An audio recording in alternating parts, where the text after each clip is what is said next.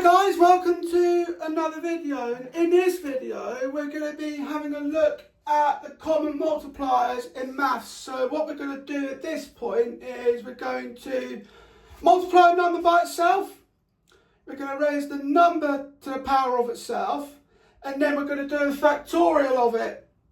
So for example, we've got then, the reason why I haven't done 1 or 2 is because you've got then a multiple of the same. So 1 to the power of itself is obviously going to be 1. No matter what you look at, the answer is always going to be 1. 2 on the other hand is 2 times itself, and 2 squared, well, they both amount to exactly the same, and 1 times 2 is obviously 2. So with that in mind, what we're going to do now is we're going to work on 3, 4, 5, 6, and just for the fun of it, we'll do 10 at the very end and see what is going on. See what fun adventures explore that way. So 3 times 3, so we'll just times it by itself, which is 9. I think I'll do better 9 than that. Bear with me a moment, guys.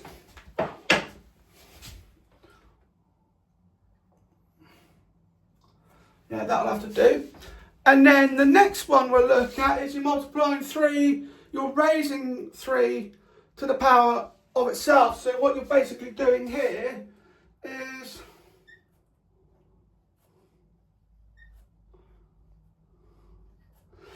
doing that.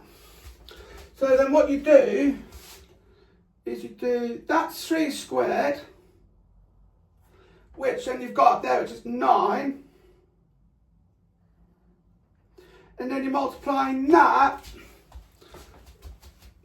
by that to do 3. Yeah, let me just correct that. That looks more like a plus than it did a multiply. Then you do that for 3, for the 3 cubed, which then gives you this as the answer.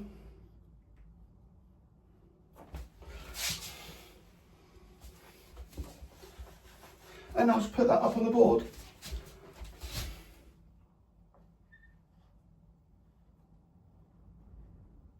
And then 3 factorial. Now what you do with the factorial in this case is you do this. Or to make things easier, if you want to make things easier with the factorial, instead you can do,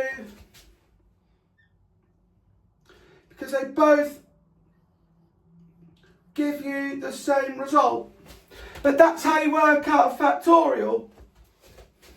So you do 1 times 2, which is obviously 2, and then you multiply that by the 3, and that gives you the answer of 6.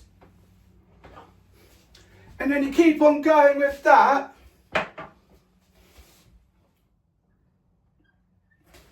until you get to the last number. Now we'll do 4 next. So we do 4 times 4, in this case that's 16. And then 4 raised to the power of itself is where things start to get interesting. So you do 4 times 4, because what you do, this is how you do where you raise to the power of itself. So this will be 4 squared.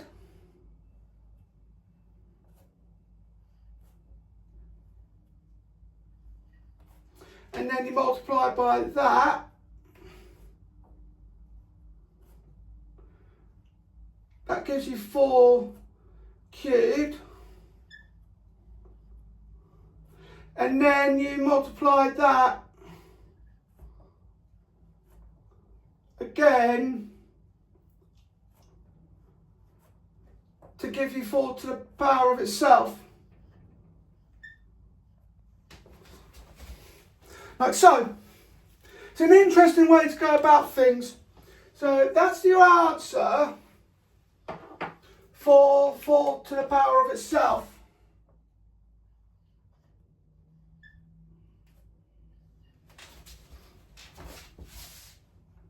And then the next thing we wanted to look at is 4 factorial. To which then you go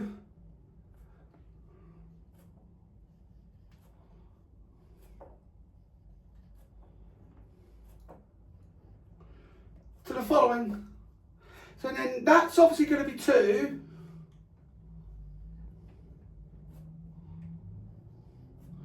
And then you do that to give you 6.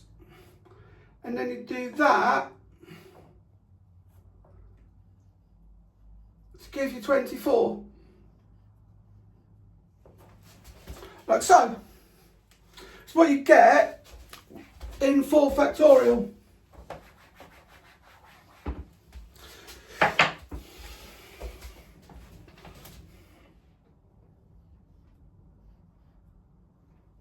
And that's your answer there. It's interesting how it's interesting when you come to think about it that you would end up already spotting the pattern as to which number is the largest of them, and that's the one where you're raising it to the power of itself. 5s next we're going to be looking at. So 5 times 5 is this.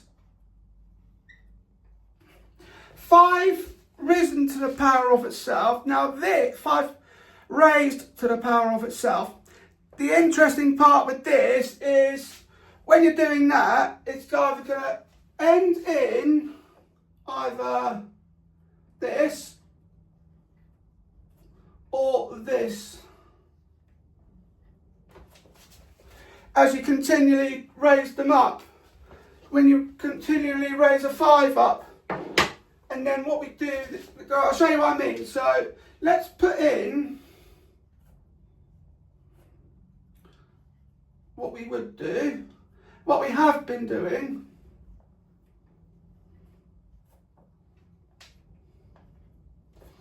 And then that by itself, that'd be 5 squared, is 25. That then becomes 5 cubed, which then becomes this. So you see where the pattern's going now. You can see where the pattern's going, and then you've got then this one, which is 5 to the power of 4, which is that. But then I guess then with that, you can then just add I can then assume that with this one, you can just add 500 to it each time. So what you do is when you work with that, I'm going to try that. So then you've got 2,500, and then adding that. But then the question now with that is, will it work as you continually work your way forward? But more of that will be dealt with later on in another video. Anyway, let me write down that answer before I forget.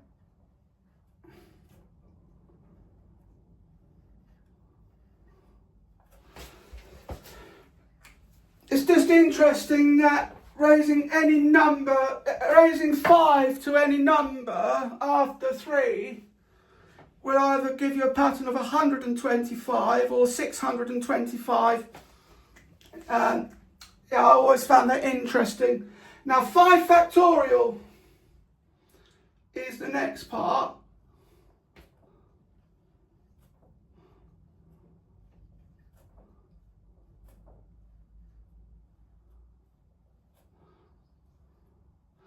which then with that, you then go 1 times 2 is obviously 2. Times that by 3 gives you 6. Times that by 4 gives you 24. And then times that by 5 gives you 120.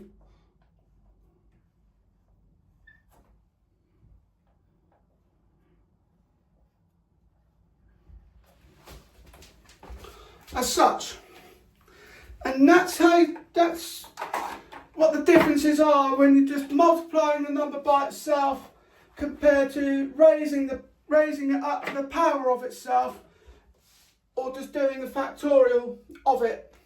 6 is another interesting one. So we do 6 times 6 first.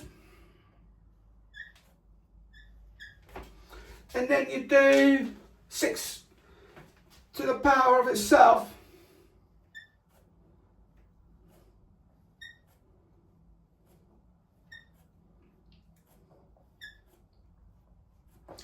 Put all these in. And this time, I'm just going to write down the results. So you've got 6 2, which is this bit.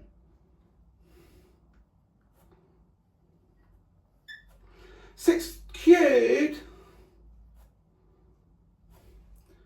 would be this.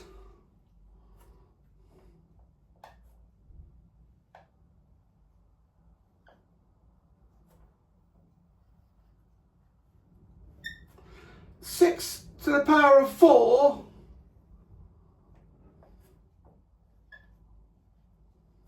is this. Have you noticed also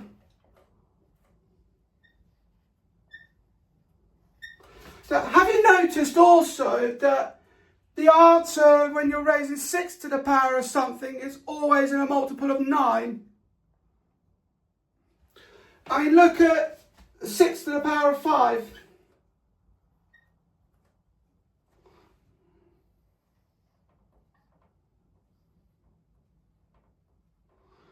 Which is the following.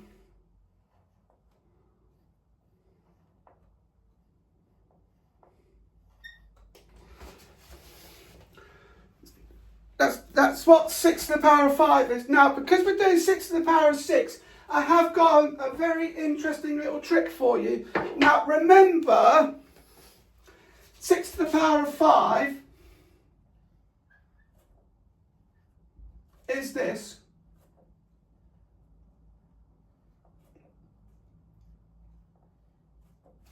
I'll try that again.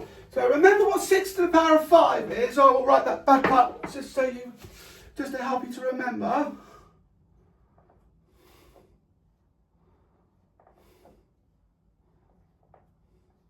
Is that. Now there's another trick with this. How to get to 6 to the power of itself. Now remember the following sum.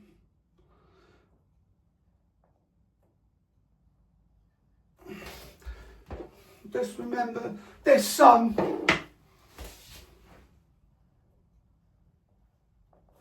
I'll try that again.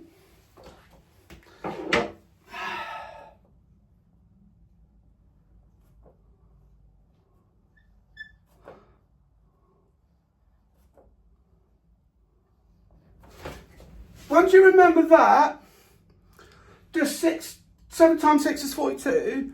The rest of it should be easy, because then what you do is you've got then 42,000, which is there, 4,200, because we're on the hundreds, 420, because that's the tens, and then with that in mind, you've got a 6. 6 squared, following on from what we've done there, 36. I mean, it might be a long way to go about it, but if you think along the lines of, oh, that's right, 7 times 6 is 42, the rest of it will fall into place. And that's how I managed to work out what 6 to the power of 6 was. And be spot on.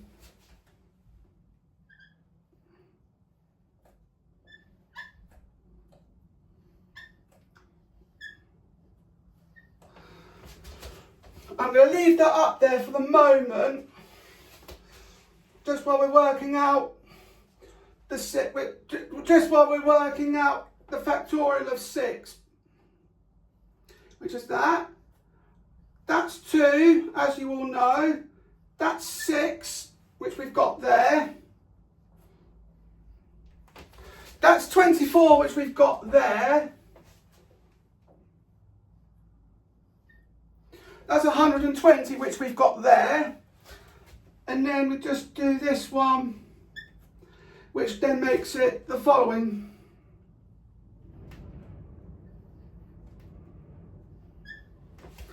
All of the numbers, when you're doing 6 to something, I've just noticed this, all of the numbers, when you're doing 6 to something, they always have ended up as a multiple of 9.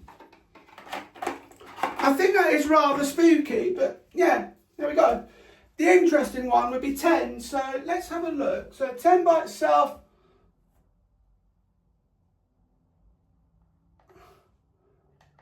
is obviously 100. Sorry, I'm trying not to overdraw what I'm trying not to rub off what I've done in the last one when I did the 6s. 10 to the power of 10. This one's going to be a fun and easy one because that's 1. Watch this. 2. So that's 2. 3. 4. 5. 6. 7, 8, 9, 10. Bish, bash, bosh. And that's what 10 to the power of 10 is. Pretty interesting. I'd say it's very interesting how the laws of maths would work. So the next one we wanted to look at is the factorial of 10. Now, just to save the yada yada, I'm just going to borrow what I've done for 6.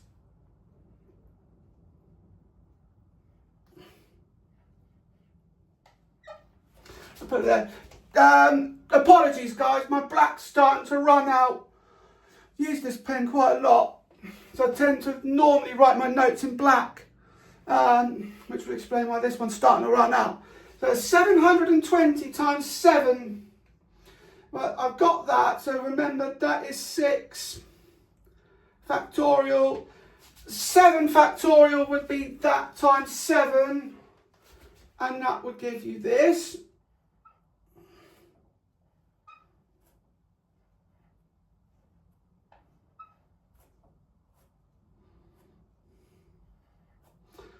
No, these are not fractions, don't worry. Because believe me, if they were fractions, you get the answer of 1 every time. Now 8, so you multiply this bit by 8.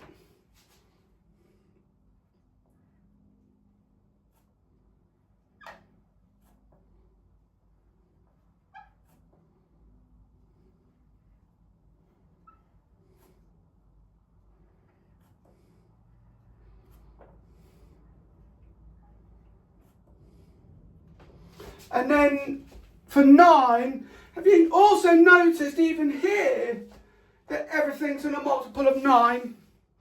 It's really rather spooky. So every time you end up with something after 6, you then stay in a multiple of 9. And we're going to stay in a multiple of 9 even at this point because we're multiplying by 9.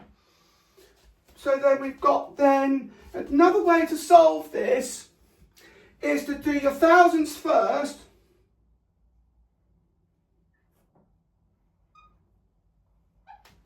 which is that. So we do the 41st, which is 360. And then you do the 320 by 9, which is this.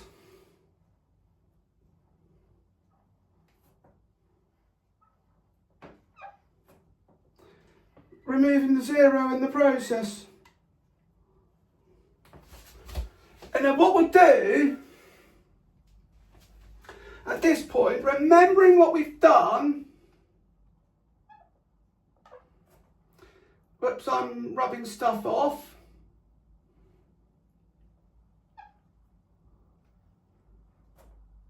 I'm going to have to put that bit back in. Yeah, I'm going to have to put that bit back in. What I'll do then is I'll do that bit again.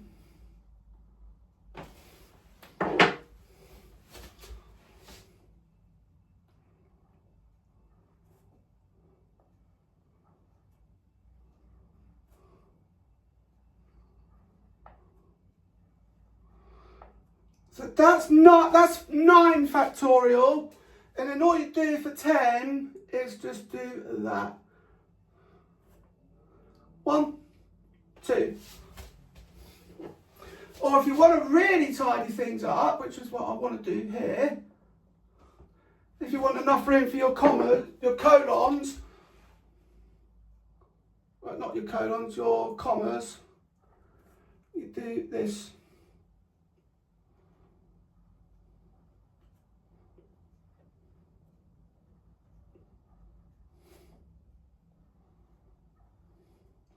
So again, that's 9. That's 9 factorial. That will be 10. So I hope you enjoyed this video. Don't forget to like, comment, share and subscribe. Thank you for watching, and I'll see you in the next video. Bye.